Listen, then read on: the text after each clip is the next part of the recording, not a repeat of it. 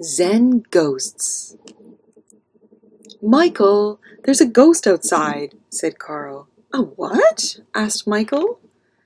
"A big scary-looking ghost," said Carl. "Is it Stillwater?" asked Michael.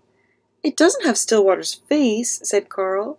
"Oh, wait. Yes, he does. Come in, Stillwater." "Oh, hi, Stillwater," said Addie. "Happy almost Halloween. We are working on our costumes. I'm going to be a moon princess. What are you going to be?" "I'm a ghost," said Stillwater.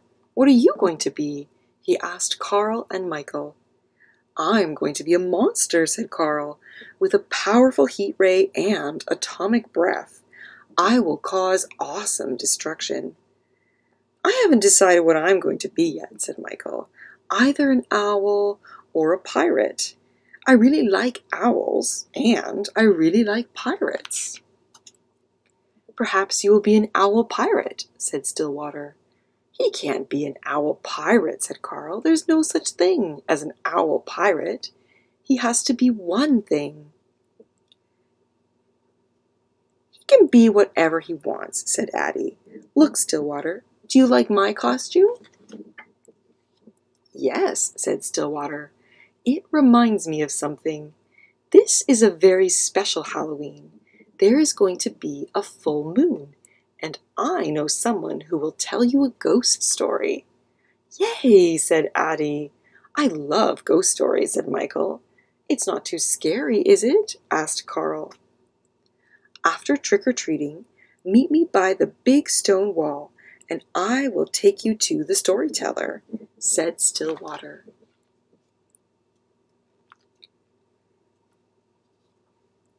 When the children were done trick-or-treating, they waited by the stone wall. "I'll trade you 3 tiny mints for 1 Snookers," said Addie. "No," said Carl, "I'm not giving up my Snookers." "But you don't even like them," said Addie. "Come on." "I only like tiny mints if they are the crunch peppermint kind," said Carl. "Besides, I am saving my Snookers. I have one flavored like Bam! Boo!" said Stillwater. "Wow, you scared me," said Carl. "How long have you been there?" "Come follow me," said Stillwater.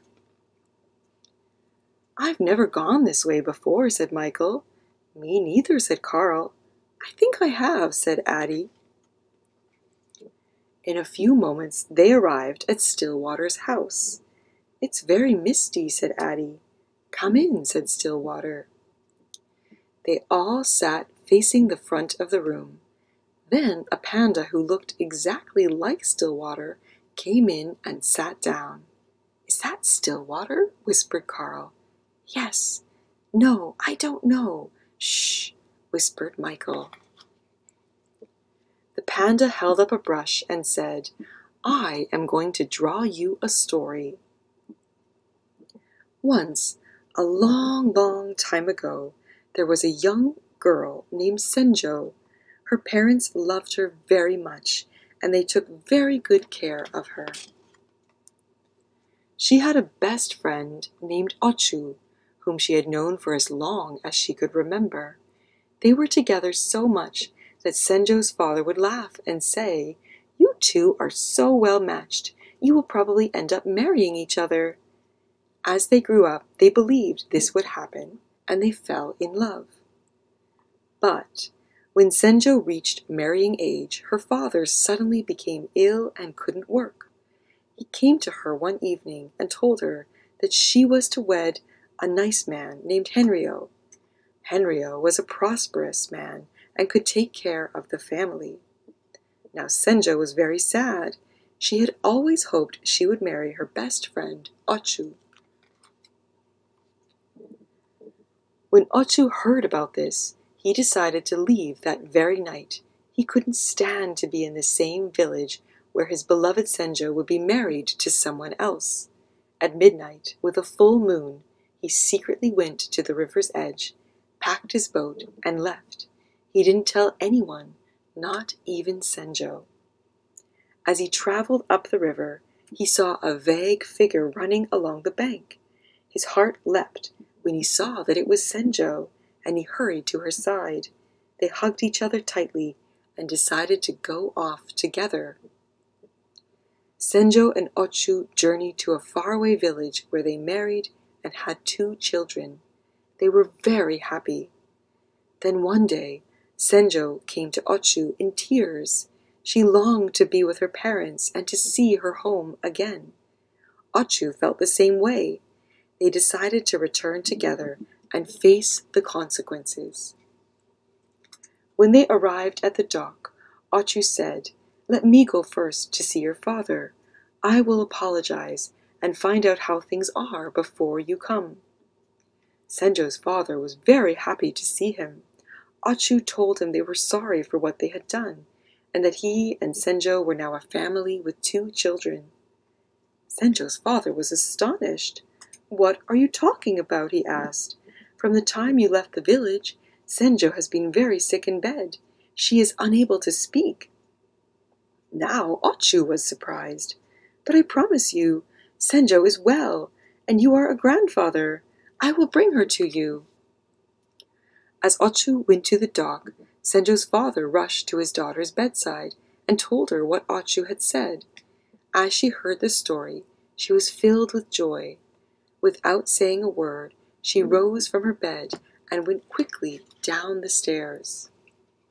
At that very moment, the Senju who had come ashore arrived at the house with Ochu.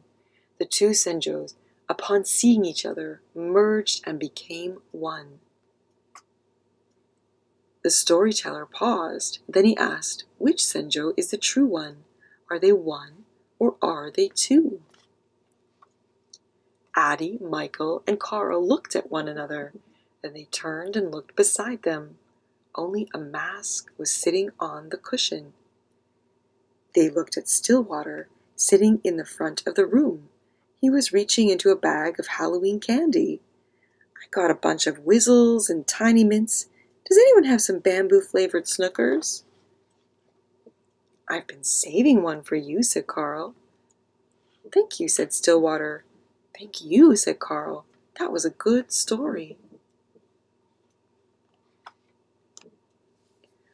Author's note: the story Senjo and her soul are separated was first told to me by John Dido Lori. It was originally written down by Master Wumen Huihai, a Chinese Buddhist monk. I wanted to offer this story to children because at a very young age we discover questions about duality. There is the me I am with my parents, the me I am with my friends, and there is still another me with a different group of my friends. I am my mother's son when I am with her, but am I not also my mother's son when I am with my friends? Do I act differently? What if they want me to do something my mother's son would not do? Am I being dishonest with someone, with myself? When our hearts are taken in 2 different directions, where are we? This particular story happens to be a very old Chinese story, but it is a story that happens every day in our lives. These stories don't have a right or wrong answer, as much as they have responses that show understanding.